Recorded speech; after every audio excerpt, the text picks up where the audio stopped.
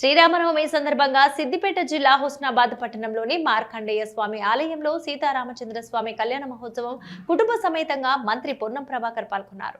స్వామివారికి పట్టు వస్త్రాలను సమర్పించారు. స్వామివారి ఆశీస్సులతో రాష్ట్రమంతా సమృద్ధి వర్షాలతో పాడి పంటలతో ప్రజలంతా ఆయురారోగ్యాలతో సుఖ సంతోషాలతో ఉండాలని కోరారని తెలిపారు.